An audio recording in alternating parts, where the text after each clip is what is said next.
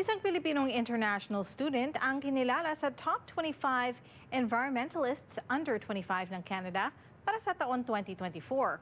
Kilala rin siya sa report ni Paula Saraza. To my knowledge, there were some Filipino winners in the past, but I told myself this won't be the last time a Filipino is receiving the award. Si Kiel Mariano ang natatanging Pilipino sa listahan ng top 25 environmentalist under 25 ng Canada noong 2024.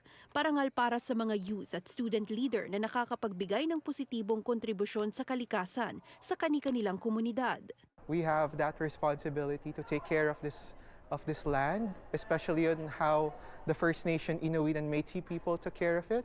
And I think that's what made me win the award in the first place, because I looked at it as an opportunity to help the river cleanups here in Toronto. Ani Mariano, hindi raw posible ang pagkilalang ito at ang tagumpay ng kanyang advokasya kung hindi siya nabigyang pagkakataong makapag-aral ng global health bilang International Tentanda Via Scholar recipient sa York University. I'm taking up global health here at York so that I can research on how we can look at the social determinants of health in microplastic research and how it disproportionately affects Southeast Asians, because like in the Philippines, Myanmar, Thailand, we're the world's greatest plastic polluters. And unfortunately, unless there's shifts in the policies, we will continue to pollute our rivers, our oceans. Nagbukas daw ito ng mas marami pang oportunidad kay Mariano na libutin ng iba't ibang bansa at kumonekta sa indigenous people sa Canada para pag-aralan pang mabuti ang microplastics at epekto nito sa kalikasan. We have the Dadale Institute for Global Health Research, where I was part of the Rooted and Rising program. So I was able to do a walking tour with Métis educator Doug Anderson, where he taught us how he took care of the river as a Métis people in the past. And I think it's important to inculcate indigenous knowledge in order to drive these policies further. Masasabi niyang personal ang proyektong ito, lalo't ipinakikilala niya ang sarili bilang isang ibanag, isang tribo mula sa Cagayan Valley sa Pilipinas.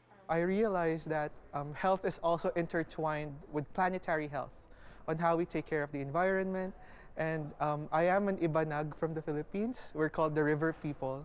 We have to take care of the rivers, ang ilog, ang nasa dugo namin.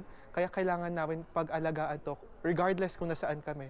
If it's in the Cagayan River in Isabela, or if it's the Don River or the Humber River here in Toronto, we have to take care of the rivers. Dahil sa natanggap na parangal, imbitado siyang dumalo at lumahok sa Youth Environmental Changemakers Summit sa Squamish, British Columbia sa Marso. There are stories out there who are not 25. There are stories of people who start at age 40, who start as young as 16 years old. Regardless of what age you are, I think it's worth celebrating what you're doing. Bukod sa top 25 environmentalist under 25, iba't ibang parangal na ang nahakot ni Mariano. Mga pagkilalang maging inspirasyon daw sana sa komunidad na taas noong ipagmalaki ang kanilang pinagmulan kahit pa nandito na sa Canada. Paula Saraza, Omni News, Toronto.